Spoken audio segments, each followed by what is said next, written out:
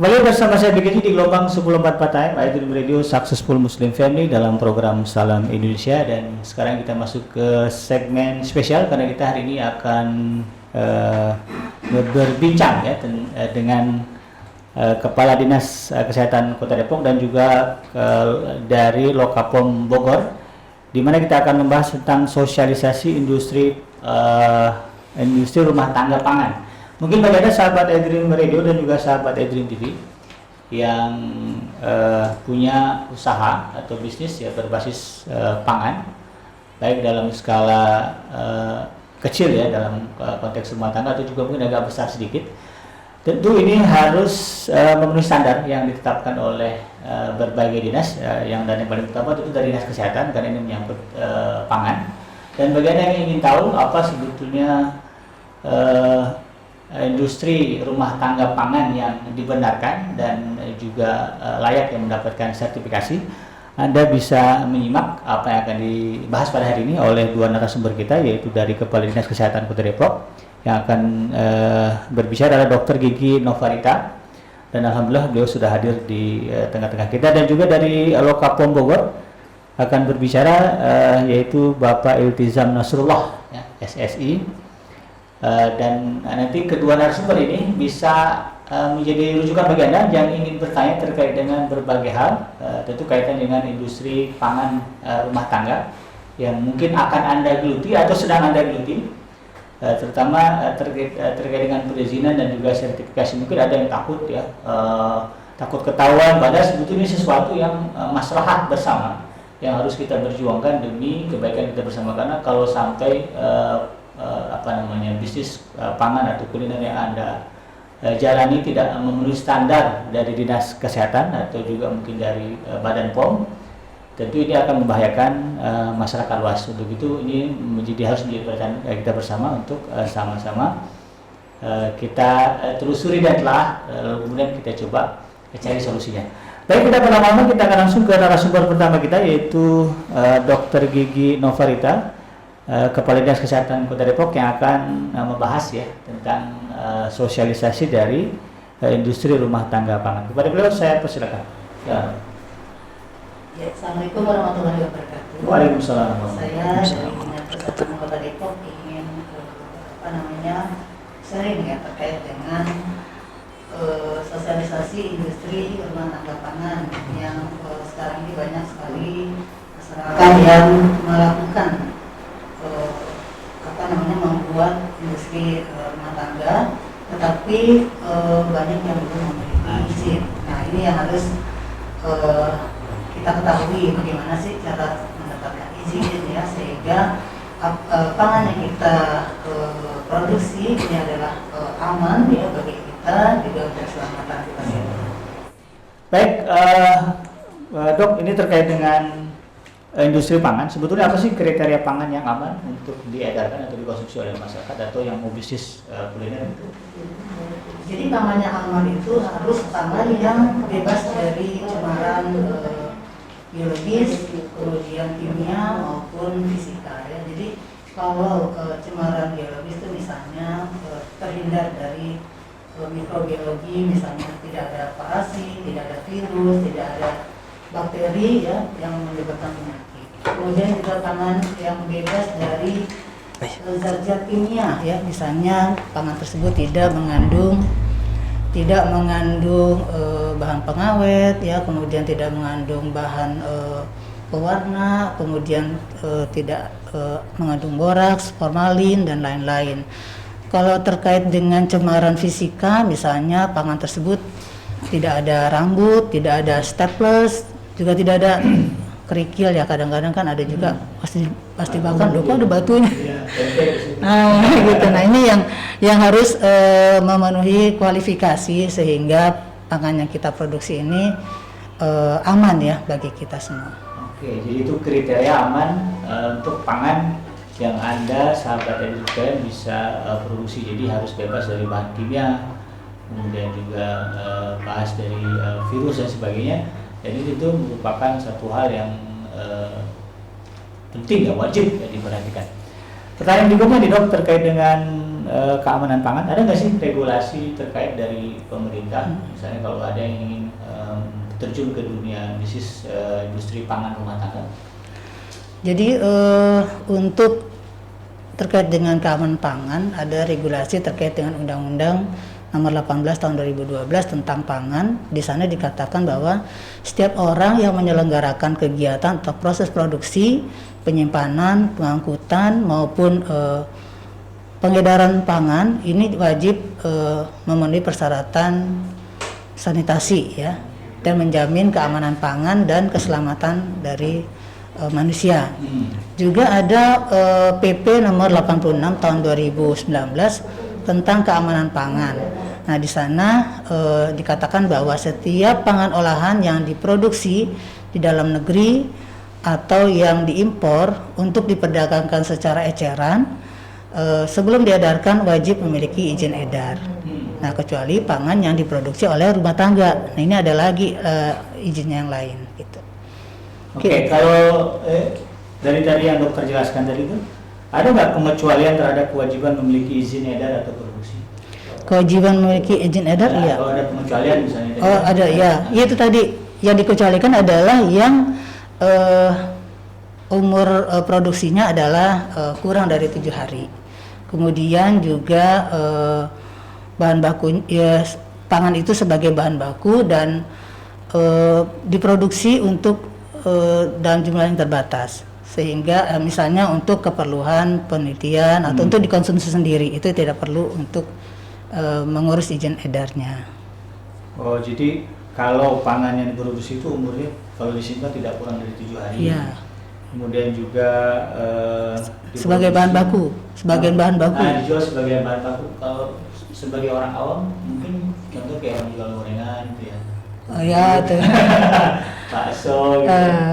Iya. Sifatnya tidak kurang dari 7 hari. 7 hari. Lebih dari itu, nah ini kemudian harus ada izin edar begitu ya. Iya. Dan juga pengecualian ada kalau dikonsumsi sendiri ya, tidak perlu lah diurus izin gitu kan. Iya. Karena jumlah juga terbatas. Karena kan pasti kalau kita bikin buat sendiri kan pasti aman lah kita menggunakan bahan-bahan. Kalau terkait dengan izin-izin ini dok, siapa sih yang mengeluarkan izin edar pangan olahan kemasan? Misalnya ada orang pengen bikin usaha selai atau makanan beku dan dikemas begitu. Yang mengeluarkan izin siapa nih? Nah, izin edar ini dikeluarkan oleh Badan POM ya, Badan POM setelah mendapatkan rekomendasi dari Lokapom gitu. Jadi rekomendasi sarana produksinya itu dikeluarkan oleh Lokapom atau Balai POM ya, Balai POM atau Lokapom itu sama ya. Itu yang mengeluarkan rekomendasi untuk sarana produksinya gitu. Nah, nanti setelah ada rekomendasi baru dikeluarkan izin edarnya. Jadi untuk izin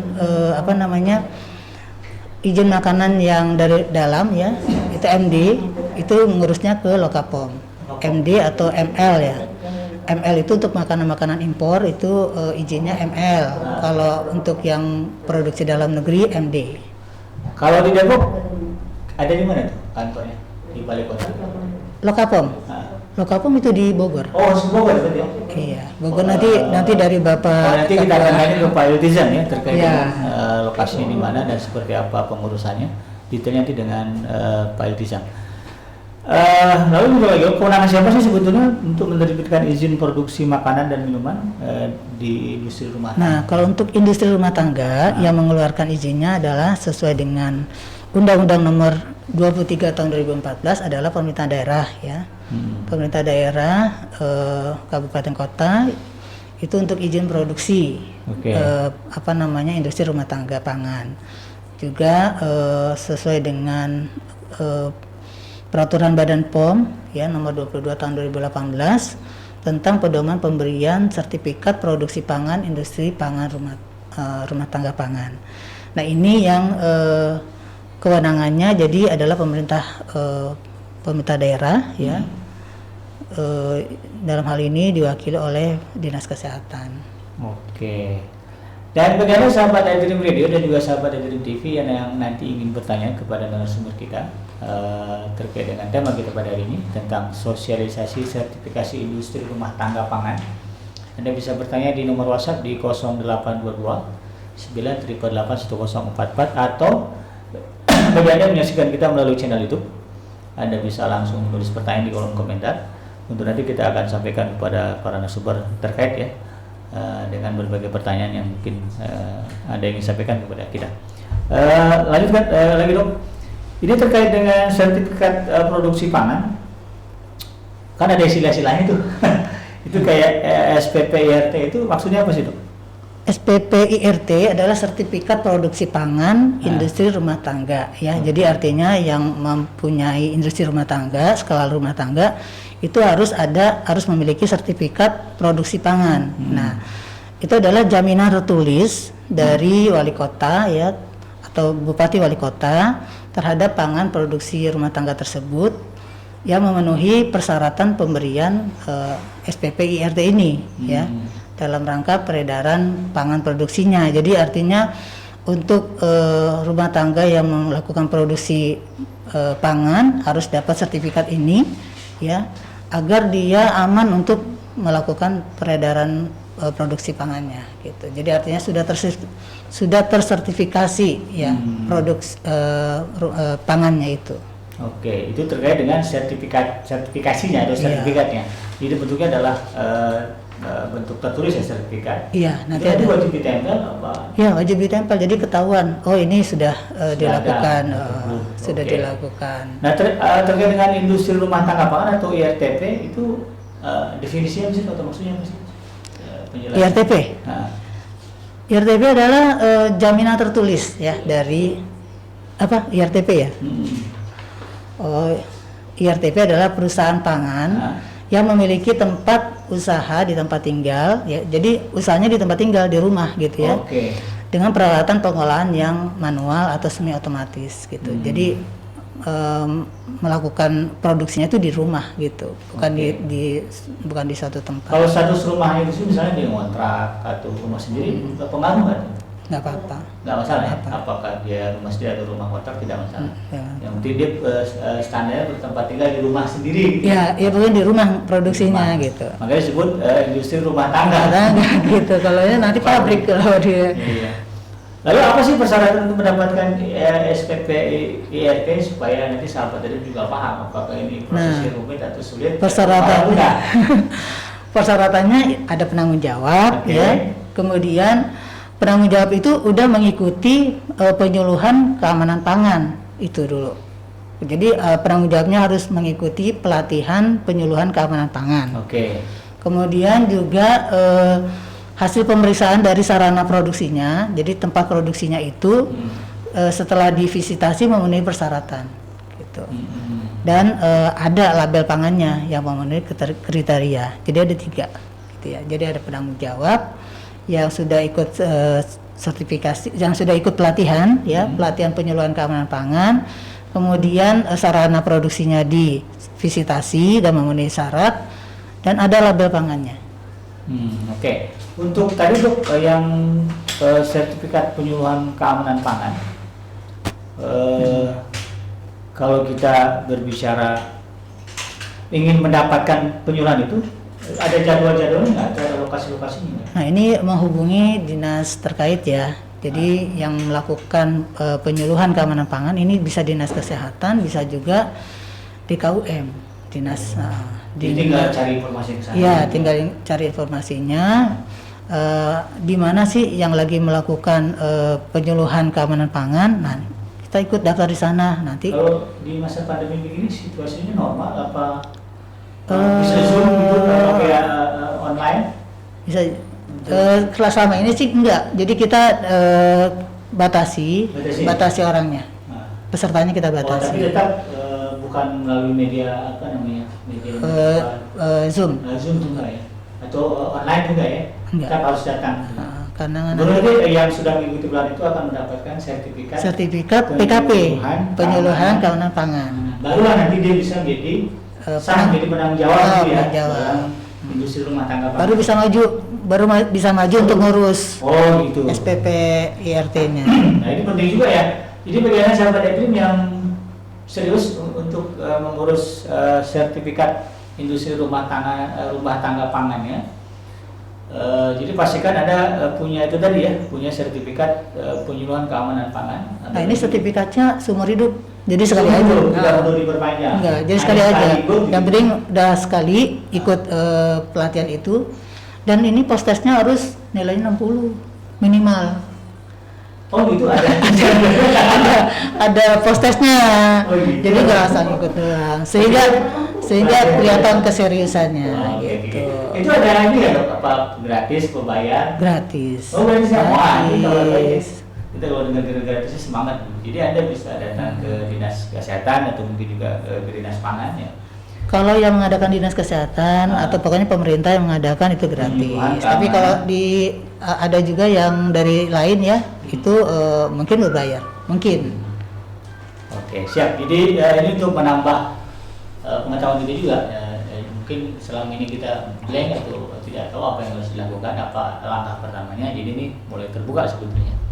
Nah kalau untuk sertifikatnya sendiri itu harus diperbarui 5 tahun sekali. Yang sertifikat SPP apa? SPP IRT. SPP ini diperpanjang setiap 5 tahun sekali. Tapi kalau yang sertifikat penyuluhan keamanan pangannya seumur hidup. Untuk visitasinya apakah hanya di awal saja atau selama rentang 5 tahun itu nanti tiba-tiba ada sidak inspeksi itu dari dinas? Kemungkinan bisa. Bisa aja gitu. Bisa aja. Kan Kalau misalnya ada isu-isu apa ya kita langsung datang. Iya. Tapi kalau aman-aman. Oh gitu ya. Mungkin ada isu-isu tentang. Ya mungkin 5 tahun kemudian, 5 tahun kemudian ketika dia mengurus sertifikat kembali perpanjangan itu. Iya. Jadi ini juga penting untuk diketahui. Adakah kebijakan di Kota Depok terkait dengan keharusan untuk mengurus SPP IRT atau misalnya wajib nih kalau nggak nanti diberangus misalnya?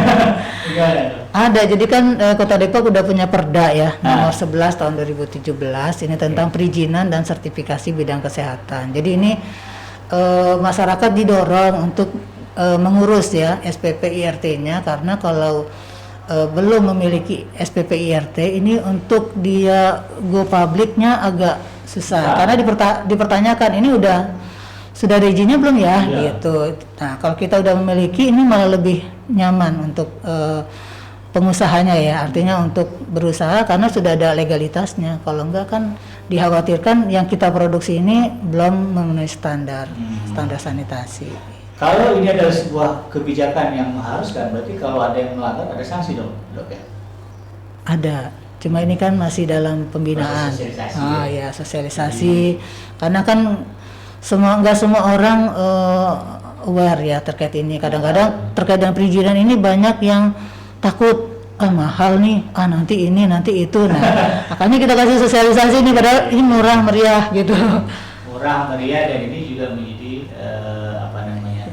jaminan keamanan juga ya, bagi pengusaha dan juga bagi konsumennya. Dan ini juga menguntungkan untuk si pengusaha, artinya produknya legal gitu ya. Iya, dan seandainya mau dikembangkan lagi jadi industri serius. Gitu. Biasanya suka ada yang nanya kalau misalnya mau dikembangkan udah ada izinnya belum gitu. Kalau misalnya mau masuk ke suatu tempat juga ditanyakan juga. Seperti di apa namanya ya, di kantin di Pemda itu juga kita cek tuh, kan banyak tuh produk-produk dari rumah tangga yang kita akomodir. Nah kita cek kalau misalnya belum ada izinnya kita arahkan supaya mereka jadi artinya aman untuk dikonsumsi oleh semua warga gitu. Nah terus kira-kira karena tadi harus nih dok ya, bahwa kita yang bergerak atau berkecimpung dalam dunia usaha rumah tangga pangan, nah ini kira-kira proses untuk mengurus SPP IRT langkah-langkahnya seperti apa? Jadi yang penting ada penanggung jawab tadi, penanggung jawab yang sudah mengikuti penyuluhan. Ya. Kemudian membuat surat rekomendasi dari puskesmas tempat. Oh, ke puskesmas dulu ya? Iya, puskesmas sebagai pembina ya, sebagai pembina wilayah. Jadi harus tahu gitu loh. Jadi mereka melaporkan ke puskesmas bahwa mereka melakukan kegiatan rumah tangga pangan ya. Nah kemudian membuat surat permohonan untuk SPP IRT-nya itu ke dinas kesehatan. Nah jadi setelah mengisi formulirnya, nah ini bisa kita tindak lanjuti untuk bisa mendapatkan sertifikat produk pangan. Untuk permohonan SPP IRT ini sudah ada formnya di Sudah ada di. tiga isi. Iya, jadi nanti minta aja formnya ke Dinas Kesehatan, nanti apa aja sih persyaratannya, nah itu dipenuhi, nah gampang tinggal di itu. Nanti kalau udah persyaratannya sudah tercukupi, nanti ada yang melakukan visitasi dari Dinas Kesehatan, melakukan visitasi ke sana melihat apakah sarananya sudah memenuhi standar atau belum. Kalau misalnya belum, kita kasih kesempatan 9 hari kerja, 9 hari kerja untuk memperbaiki gitu. Kalau misalnya dalam waktu 9 hari belum diperbaiki, nah ini kayaknya ulang lagi dari awal.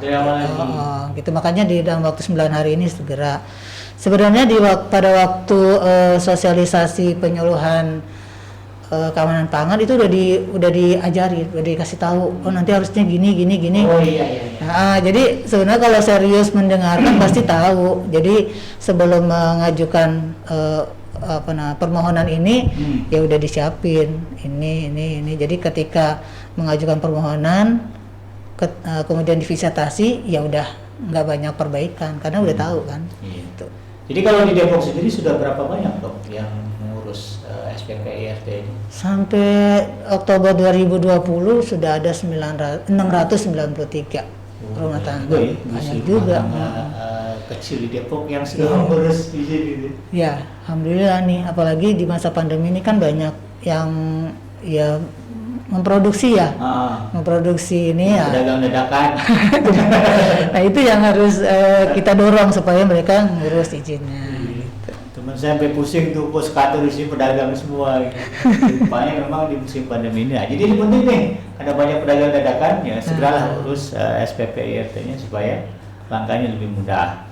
Lalu jenis pangan produksi IRTP ini apa saja sih yang bisa diurus SPP IRT ini? Yang bisa diurus.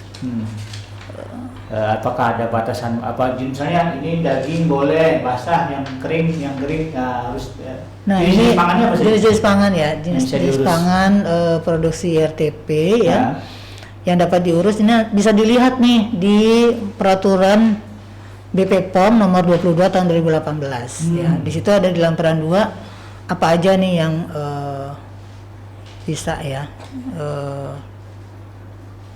untuk diurus SPP IRT-nya. Gitu. Oke. Jadi seperti olahan daging kering ya, olahan ikan kering, unggas kering, kemudian olahan sayur, olahan kelapa, tepung, minyak, lemak ya, selai, jelly, gula ya, kemudian kopi, bumbu-bumbu, rempah-rempah ya, minuman serbuk, olahan buah, olahan biji-bijian. Nah juga jenis pangan yang merupakan hasil proses dari produksi IRTP di wilayah Indonesia ya. Jadi bukan yang produk impor gitu. Yang SPP IRT ini harus yang produk lokal, bukan yang impor. Kalau impor nanti ini.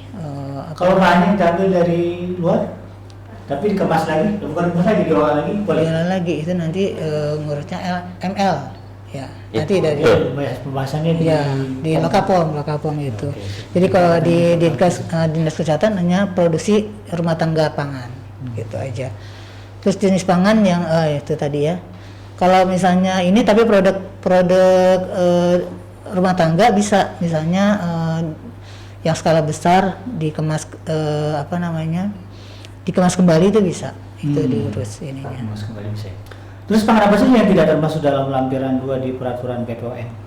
Jadi itu tadi yang nanti ngurusnya ke Lokapom ya, seperti pangan yang dengan sterilisasi komersil misalnya kayak susu pasteurisasi ya.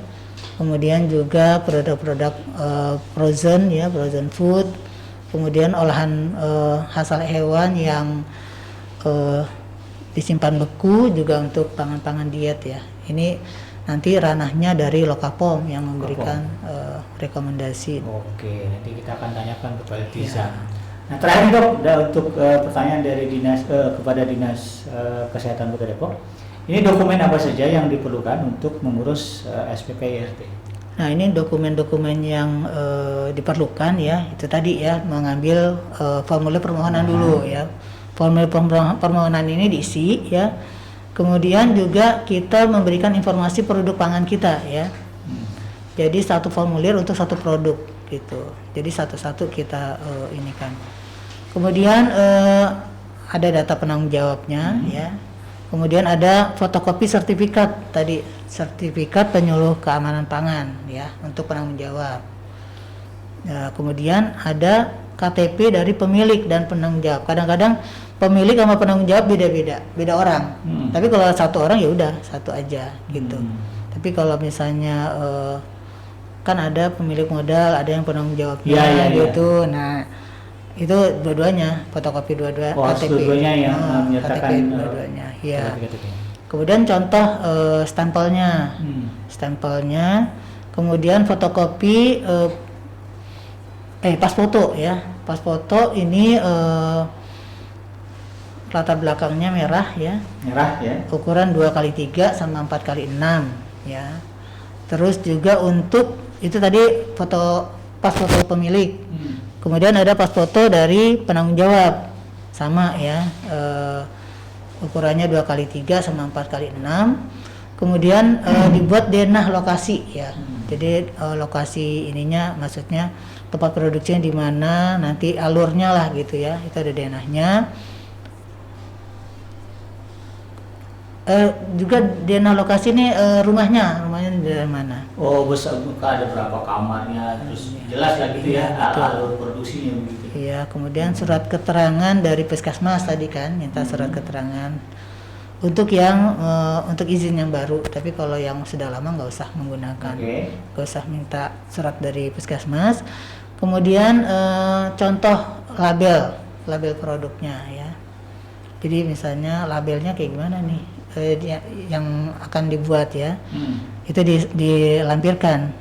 Kemudian sertifikat PIRT dan surat pernyataan kerjasama ya, kalau misalnya nih melakukan pengemasan ulang ya, biasanya tadi sama yang skala besar kemudian mau dikemas kecil. Nah itu harus ada kerjasamanya dengan dan sertifikat dari yang punya yang kemasan besar tadi ya. Kemudian ada sertifikat PIRT yang sudah dimiliki. Kan biasanya kan kita produk pangannya nggak satu, misalnya ada 2, 3. Nah untuk ngurus yang berikutnya ini yang pertamanya dilampirkan. Sertifikat PIRT yang sebelumnya gitu. Kalau kita mengajukan produk yang kedua ya. Kemudian fotokopi nomor induk berusaha NIB. Berarti ada lagi nih nomor induk berusaha ini yang biasanya kan kalau untuk perizinan kan kita ngurus ini. Nomor induk berusahanya, nah itu harus dilampirkan fotokopinya itu ya. Iya fotokopinya. Nah ini baru bisa lanjut ya. Jadi setelah masuk permohonannya, kemudian nanti dari Dinas Kesehatan akan melakukan visitasi. Kalau di masa pandemi ini kita visitasinya ya lewat Zoom. Oh gitu? Ya. Oh enak dong ya. Tapi nanti kita cek ulang. Pakai HP, modalnya diputer-puter. Iya, ya. Tapi nanti kita cek lagi, benar nggak sih? Gitu. Ini sih maksudnya untuk memudahkan aja dan kita juga petugas juga aman ya, nggak terjadi penularan. Baik, Dr. Novarita, sebelum kita akhiri mungkin ada hal yang disampaikan kepada masyarakat ya, terkait dengan sosialisasi sertifikasi industri rumah tangga pangan. Ya, jadi kami dari Dinas Kesehatan mendorong warga yang melakukan produksi industri rumah tangga pangan ya seyogianya melakukan sertifikasi ya pangan yang diproduksinya agar diyakinkan bahwa pangan yang diproduksi adalah aman ya. Kemudian juga aman dan dapat dikonsumsi dengan baik dan tidak menyebabkan mengganggu kesehatan kita. Mungkin itu aja Pak. Siap. Baik, terima kasih Dr. Novarita atas kehadirannya dan berbagi informasi terkait dengan SPPIRT ya, yang harus dimiliki oleh para pengusaha skop rumah tangga dari bidang pangan. Dan kita akan beralih ke narasumber berikutnya, itu Bapak Iltizam Nasrullah dari Lokapom Bogor ya. Iya betul. Terkait dengan bagaimana detail. Kalau tadi kan banyak di Dinas Kesehatan juga mengarahkan pertanyaan-pertanyaan yang sifatnya teknis langsung kepada Lokapom. Kemudian saya selalu Dr. Novarita. Sama-sama, terima kasih. Terima kasih. Baik, sahabat Dream, kita beralih ke narasumber berikutnya, yaitu Bapak Iltizam Nasrullah. Ini kalau berbicara POM kan, setahu saya POM itu pengawas obat dan makanan. Betul. Nah, ini ruang kerjanya seperti apa nih? Pak Iltizam, silakan dijelaskan. Iya, sesuai dengan perka dari Badan POM juga memang fungsi dan tugas dari Lokapom itu selain dengan pengawasan obat dan makanan, kita juga ada terkait dengan sertifikasi, sertifikasi produk obat dan makanan, serta ada tindakan juga untuk pengawasan itu terkait dengan prodistisia ataupun hukum. Nah, itu secara garis besarnya seperti itu. Termasuk di dalamnya nanti ada pembinaan juga, karena terkait dengan pengawasan pasti akan ada pembinaan juga. Ada pembinaan dan pengawasan juga. Iya, betul. Kecuali kalau yang dibina ini sudah bandel, nah baru kita akan lakukan proses apa yang namanya, iya betul, pro justisia, karena itu pasti akan membahayakan masyarakat kalau tidak diberantas. Sudah dibina tidak mau, ya mau tidak mau harus dilakukan proses itu gitu. Oke. Kalau berbicara kantor orang Depok, kalau mau ke Lokapom Bogor di mana ya lokasinya? Lokapom Bogor ada di Jalan Raya Keranggan nomor 1001 Citerep. Citerep ya? Iya betul. Nah, kebetulan Lokapom Bogor ini wilayah kerjanya itu Kota Depok, Kabupaten Bogor, dan Kota Bogor. Makanya tadi datang bersama dengan. Iya betul. Oke, jadi memang kalau ada yang ingin nanti mengurus SPP IRT tadi ya, dan juga mungkin ada sesuatu yang perlu diawasi terkait dengan pangannya, bisa berkunjung ke kantor Lokapom Bogor ya. Nanti ketemu siapa di sana? Kita ada staff yang kalau masalah sertifikasi kita sudah ada staff yang selalu siap membantu bagi para pengusaha untuk dapat melakukan proses sertifikasi. Ini khususnya digalakkan kan sekarang ini lagi digalakkan UMKM. Bagaimana UMKM itu bisa memiliki produk yang memiliki izin edar. Karena itu akan menambah nilai jual dari produknya sendiri. Nah, itu kita akan melakukan pendampingan sampai akan keluar izin edar. Begitu. Terkait dengan pendampingan seperti apa sih, Pak? Bisa didetailkan? Apakah teknisnya nanti betul-betul ada nomor yang bisa dihubungi, nanti ada semacam interaksi antara dari orang POM dengan yang mengajukan, sehingga nanti mereka harus datang, janjian, itu gimana? Iya, ini ada tiga macam cara yang sebenarnya umum.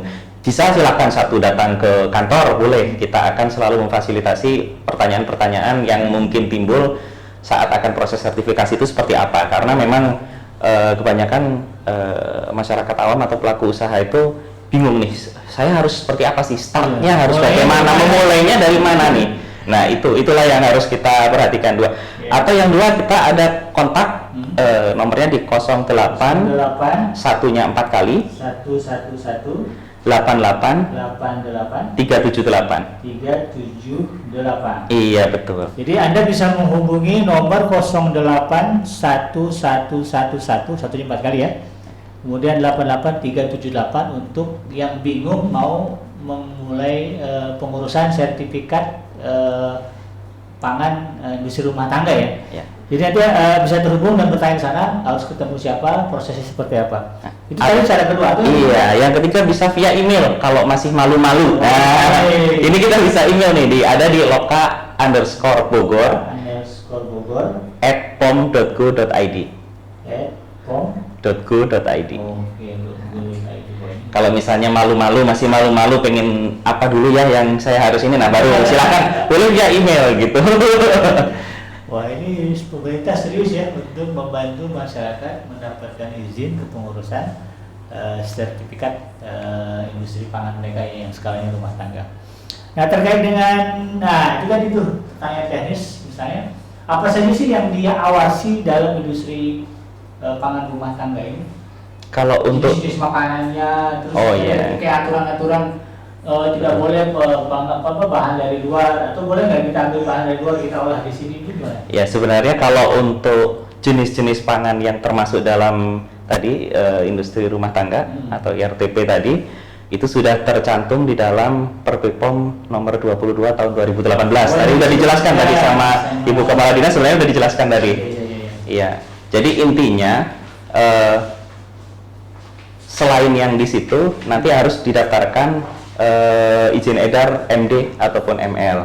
Nah, untuk pangan-pangan yang tidak wajib didaftarkan tadi juga sudah disebutkan oleh Ibu Kepala Dinas, itu antara lain pangan yang dengan masa umurnya itu tidak lebih dari 7 hari, terus ada juga diimpor tapi dalam jumlah kecil, atau tidak dijual langsung ke konsumen terakhir. Nah, itu tidak perlu mendapatkan izin edar atau pangan siap saji seperti itu.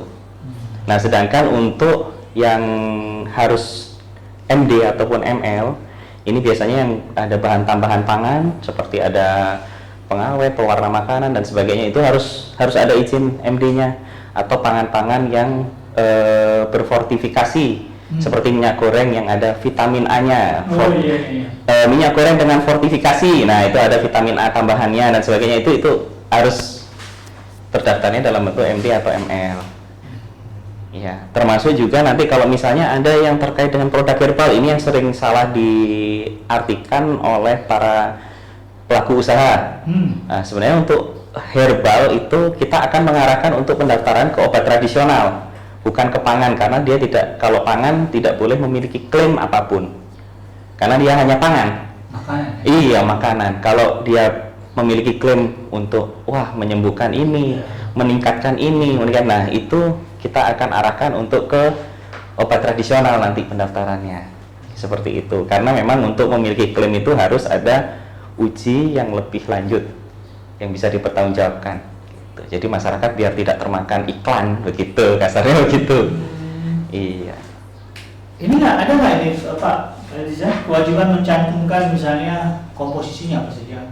Iya, pasti. Itu untuk pangan yang harus diedarkan itu harus mencantumkan itu, termasuk bahan tambahan pangan yang akan digunakan.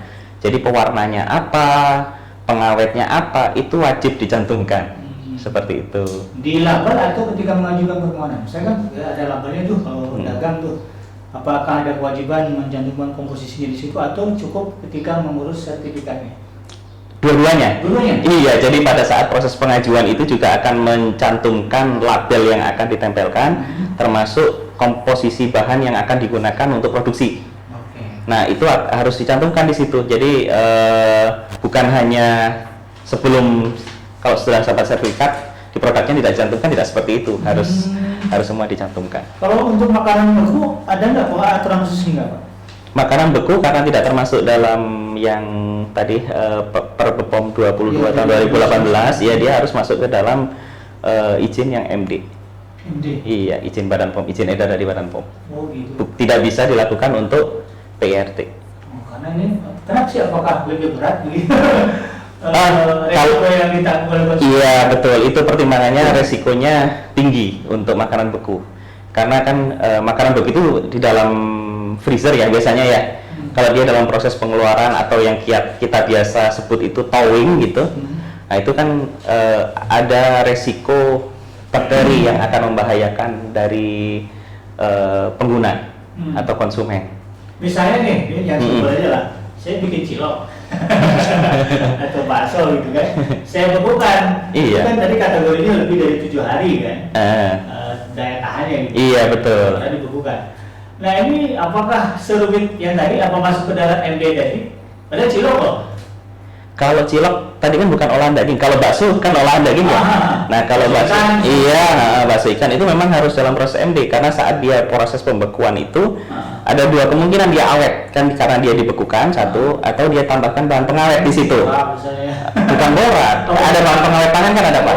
Iya, jadi jangan pakai yang bahan pengawet yang tidak diizinkan. Gunakan bahan pengawet yang sesuai untuk pangan. Nah itu memang diizinkan kan untuk penambahan pengawet untuk pangan. Nah, kalaupun dia di freeze, itu nanti pada saat thawing dia keluar masuk itu akan menyebabkan ada kontaminasi bakteri yang ada di situ. Dia akan berkembang. Saat proses itu kan pasti ada. Nah, saat dia dicairkan, maksudnya tidak dalam kondisi beku, itu dia akan seperti itu, akan ada kemungkinan. Kalau berbicara pengawet yang diizinkan oleh POM sendiri, ada nggak ininya? Maksudnya bimbingannya nanti ketika kita ngurus nih Pak, misalnya ada orang mau bikin makanan kebun lalu nanya ke dinas POM, kira-kira pengawet apa yang legal yang dibenarkan oleh POM, ada bimbingannya? Ada. Nanti pada saat kita proses sertifikasi ke kantor, bisa via tadi 3 cara yang tadi saya sebutkan itu kita akan bimbing seperti itu sampai semua persyaratan yang diajukan untuk pencapaian izin edar itu terpenuhi. Jadi buat pelaku usaha jangan khawatir nih, jangan takut-takut gitu. Inilah mahal lah apa dan sebagainya itu kita perlu ini padahal belum pernah dilakukan seperti itu. Jadi harus siap-siap ini. Padahal untuk izin edar dari Badan POM itu kita ada 2 tahap sebenarnya. Gampangnya ada 2 tahap yang paling mudah gitu ya. Satu itu pengajuan terkait pemeriksaan sarana bangunan. Itu bisa ke Lokapom atau ke Balai POM di Bandung, Balai Besar POM di Bandung atau Lokapom di Kabupaten Bogor. Terus yang kedua, nanti kalau sudah semua syarat terpenuhi, kita bimbing semua, nanti baru lakukan pendaftaran secara online terkait dengan registrasi. Nah, nanti di situ akan dilakukan penilaian oleh Badan POM Pusat di Badan POM di Jakarta. Nah, itu akan dilakukan penilaian apakah ini sudah memenuhi, nanti baru akan dikeluarkan apa yang namanya nanti izin edar seperti itu. Itu garis besar mudahnya. Oke. Itu. Seandainya, nah ini ada pengusaha-pengusaha rumah tangga yang nakal, katakanlah memasukkan ya mungkin ketika diurus izin, tertib dia resmi pegawainya sesuai dengan itu. Tapi begitu selesai dapat izin, nah, kan ada jeda 5 tahun tuh, lalu kemudian terjadi pelanggaran. Tindakan dari Lokapom sendiri seperti apa? Biasanya kita akan melakukan pembinaan pertama. Oh, nggak langsung digeledah ya? Iya, pembinaan itu ada macam-macam. Ada kita dalam bentuk peringatan administratif. Nah, itu peringatan administratif itu bisa peringatan keras, atau kalau produknya berisiko sangat tinggi sekali, kita akan amankan sementara sampai ada perbaikan. Kecuali kalau memang sudah ada penyalahgunaan bahan berbahaya, pasti akan kita musnahkan. Tapi itu pun nanti akan kita lakukan pembinaan itu, bagaimana caranya jangan menggunakan bahan tambahan yang berbahaya. Dan juga untuk produk yang sudah mengandung bahan berbahaya pasti akan kita musnahkan. Nah, terus kita akan berikan peringatan dan sebagainya nanti sampai, kecuali kalau sudah diberi peringatan masih bandel seperti saya tadi. Nah, itu kita mau nggak mau kita akan lakukan tindakan sesuai hukum, sesuai undang-undang kesehatan. Oke. Sekarang berbicara undang-undang pangan. Ya, berbicara kita orang awam nih. Seandainya saya tahu nih ada tetangga produksi pangan, industri rumah tangga udah dapat izin, tapi kemudian dia melanggar. Itu katakanlah kita tahu, bisa dimasukkan sesuatu yang merugikan konsumen. Sebagai orang awam, apa yang harus saya lakukan? Lapor kemana tuh? Nah, itu kita ada ULPK-nya tadi, bisa lewat yang tadi 08. Oh iya itu. Atau kalau langsung mau ke nomor penting nih. Halo BPOM. Oh ada. Di websitenya berarti ya? Iya betul. Halo BPOM. Halo BPOM ya. Ini bisa dia 1500 533. Oke, nomornya 1500 533. Jadi ini bisa kita jadikan nomor untuk mengajukan pengaduan. Iya betul. Nanti biasanya setelah diadukan berapa lama tuh akan diproses? Akan segera ditindaklanjutin itu dalam proses kurang dari 5 hari kerja atau 10 hari kerja, kita pasti akan memberikan jawaban dari itu, dari aduan dari gitu ya? Mau itu nanti kita sudah melakukan inspeksi atau belum, atau kita nanti akan menjadwalkan untuk pemeriksaan. Kan kita berita pengaduan itu kita harus lakukan verifikasi, tidak mungkin kita langsung main main tangkap apapun itu, pasti kita akan verifikasi nih. Nah, itu setelah kita verifikasi baru nanti kita akan informasikan. Makanya kalau untuk pengaduan itu pasti akan kita minta nomor telepon pelapor yang akan rahasia untuk kita memang. Nah, itu nanti kita akan infokan, karena akan kita infokan kita tindak lanjutnya udah sampai mana sih gitu. Siap. Nah, tadi kan dari Ibu Novarita, Ibu Dr. Gino Novarita kan ada semacam penegasan, ada waktu tenggang waktu ya 5 tahun dari pengurusan itu masa berlakunya. Waktu saya tanya tadi kan ada nggak pengawasan? Kemungkinan ada. Nah, dari POM sendiri ada nggak pengawasan selama sertifikat itu masih berlaku? Ada pengawasan. Pengawasan seperti apa?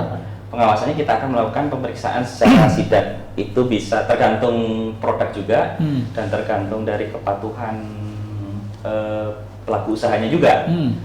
Jadi kalau memang dia tidak ada masalah seperti itu, kita akan ada jangka waktu yang lebih panjang untuk pemeriksaannya. Nah, ini juga kita bisa lihat juga dari hasil produk yang ada di lapangan. Nah, itu kita akan lakukan sampling. Nah, itu juga jadi pertimbangan kita akan melakukan pengawasan juga langsung ke sarananya gitu. Jadi biar antara pre dan post marketnya kita sejalan. Apakah secara berkala dari POM sendiri ada gitu, mengambil sampel makanan yang ada di pasar kemudian dites, ada? Ada. Rutin ya? Rutin ada. Oh gitu. Ya, Terutama tiap bulan, tiap minggu, tiap tahun. Wah, itu semuanya. Jadi alhamdulillah itu. Iya. Karena itu menyangkut jaminan keamanan masyarakat juga kan. Iya, betul. Jadi selama ini orang berpikir aman-aman aja. Nah, ya ini kan belum tentu juga, tapi dari keterangan dari Pak Iltizam tadi mewakili Wakapom Bogor, memang kita bisa tenang juga lah ya, karena memang dari pihak POM bekerja memastikan bahwa makanan yang beredar di pasar ini, terutama yang harus memiliki izin tadi ya, itu diawasi dengan diambil sampelnya itu kan, ada kalanya 1 pekan, per bulan, ya mungkin ada juga per tahun. Jadi ini juga merupakan sebuah berita gembira sih kalau bagi saya begitu kan.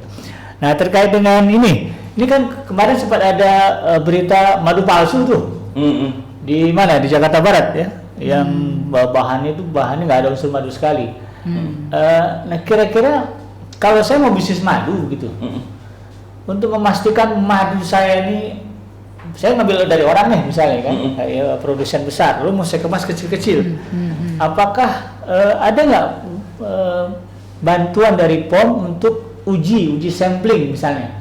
Misalnya saya ngambil dari ini saya memastikan ada nggak kadar yang kayak ininya, ada nggak? Seandainya saya mau mengemas lagi, badan dari POM ini semacam laboratorium atau apa yang kemudian bisa dimanfaatkan masyarakat. Satu, kalau hal-hal yang perlu diperhatikan nih, dan sebenarnya kita harus lihat nih hal-hal yang perlu diperhatikan apabila kita melakukan istilahnya redistribusi ya. Redistribusi, pengemasan ulang, repacking ya. Kita harus pertama kita perhatikan sumbernya dulu. Kita harus sudah memiliki izin edar juga. Oke. Kalau tidak memiliki izin edar, kita akan susah untuk memastikan bahwa produknya betul berkualitas. Iya, dia sudah diawasi atau tidak gitu kan. Sumbernya harus ada. Jadi dari pelaku saya juga harus aware terhadap itu. Terus yang kedua, apabila dimungkinkan dilakukan audit lah gitu ke sarana yang produsennya. Yang barang kalau untuk ini kalau ada audit ya. Kalau misalnya dia mau mendistribusikan dalam jumlah besar dari produknya si A misalnya gitu. Nah, itu kita harus cek ke lokasinya apakah betul sudah memiliki izin tadi, izin edarnya ada enggak, betul izin edarnya bukan yang abal-abal atau tidak kan, itu harus asli kan. Nah, itu ada atau tidak, terus proses produksinya seperti apa. Nah, kita kan bisa melihat produknya memang betul-betul dari madu atau enggak diambilnya, kan diketahuan dari situ. Begitu.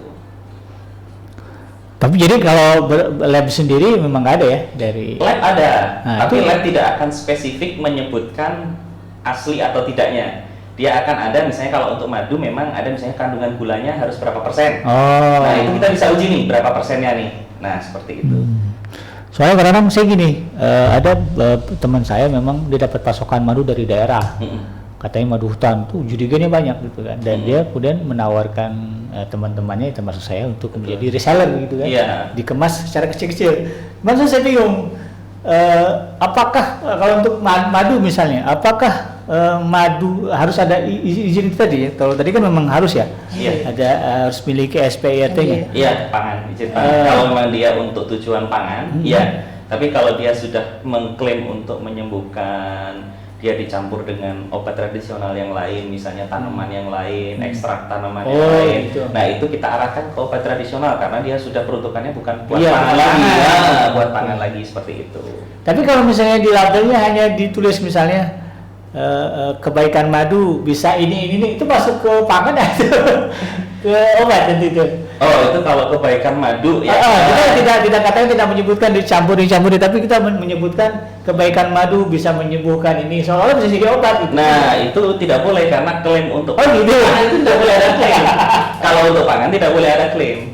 Kalau untuk obat tradisional, klaimnya harus dibuktikan dengan uji klinis atau preklinis dari produknya. Jadi tidak sembarangan bisa menyebutkan ini ya, itu tidak bisa gitu. Saya baru tahu itu. Jadi bagi Anda yang bisnis madu atau bisnis apapun makanan ya, kemudian diklaim bisa menyembuhkan penyakit tertentu, ini tidak bisa sembarangan ya. Tetapi harus kemudian ada proses yang harus dilalui, termasuk ini perizinan, karena kan ini menyangkut klaim. Jadi jangan sampai tadi masyarakat termakan Klaim bohong,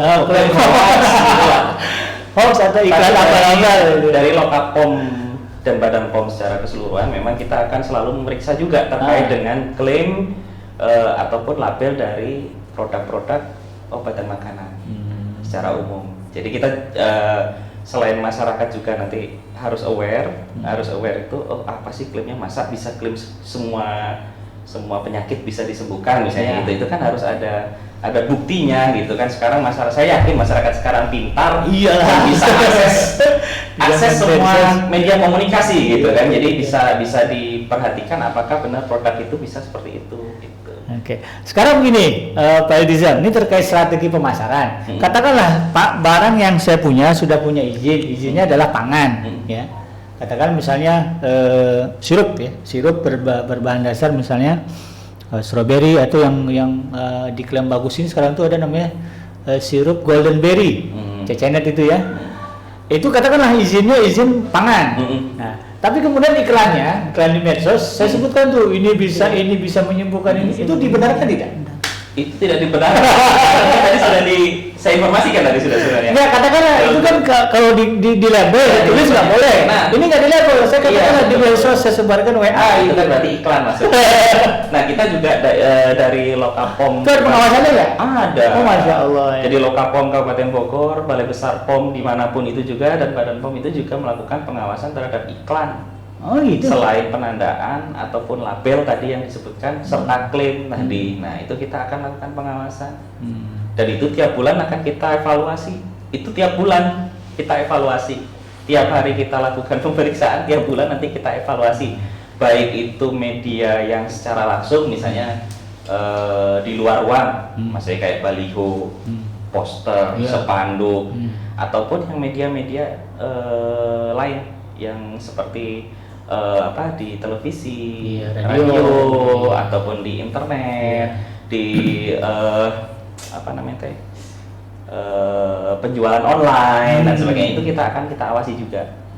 Nah, pasti kita akan melakukan teguran terkait dengan iklan-iklan ataupun klaim yang berlebihan yang tidak masuk akal itu. Kita pasti akan berikan teguran terhadap seller ataupun penjual ataupun sarana yang melakukan iklan terkait itu. Ada denda nggak kalau misalnya pelanggaran saya tadi? Untuk saat ini kita kan tadi inti pertama kita adalah pembinaan. Dibina dulu ya. Dibina dulu pasti. Nah itu, jadi jangan sekali-sekali pertama itu langsung ngomongin denda. Iya. Pasti kita akan bina. Nah kita akan lihat apakah pembinaannya berhasil atau tidak. Oke. Seperti itu. Biasanya sih kita akan intensif memang sih.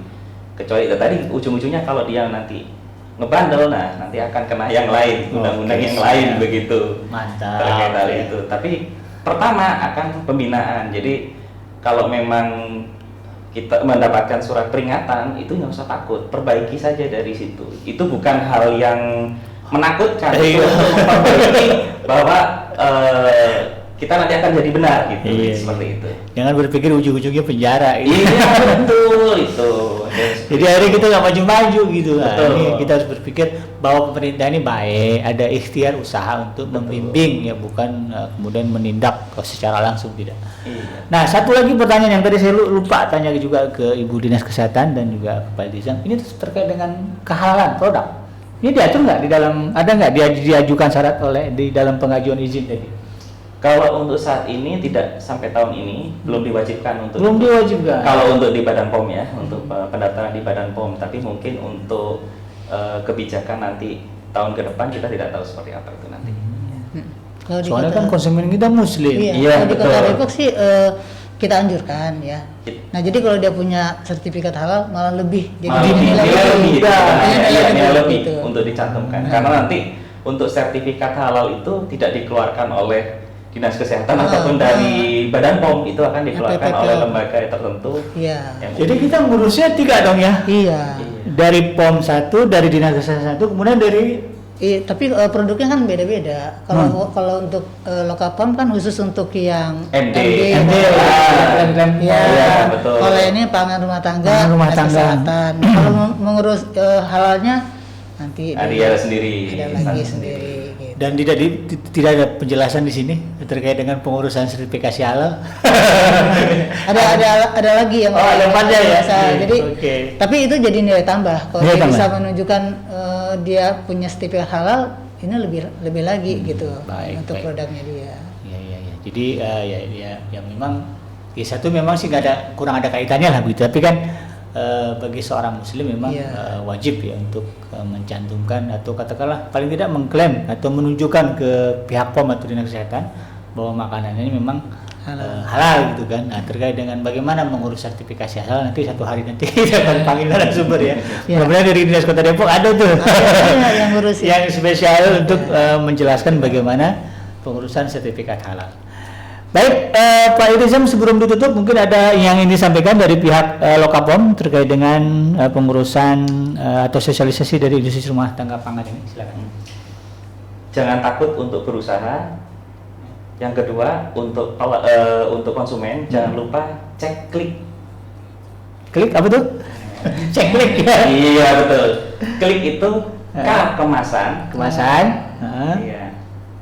Kemudian L label, I ingredient ya. Ini apa? Saya agak lupa juga. Izin edar. Kemudian K-nya satu lagi.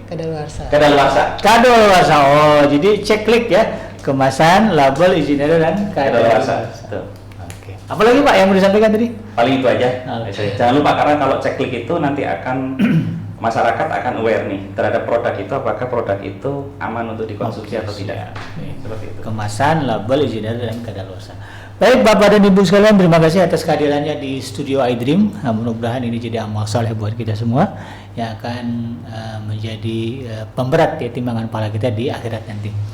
Dan tentu bagi Anda sahabat iDream Radio, mudah-mudahan apa yang disampaikan oleh kedua narasumber kita, yaitu Dr. Gigi Novarita dari Kepala Dinas Kesehatan Kota Depok dan Bapak Iltizam Nasrullah dari Lokapom Bogor ya, yang sudah menguraikan beberapa hal terkait dengan sosialisasi industri rumah tangga pangan, mudah-mudahan bisa dimanfaatkan dengan sebaik-baiknya.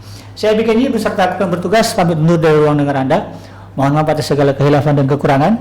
Subhanakallahumma rabbana wa bihamdika asyhadu an la ilaha illa anta astaghfiruka wa atubu ilaik. Walhamdulillahirabbil alamin. Assalamualaikum warahmatullahi wabarakatuh. Waalaikumsalam.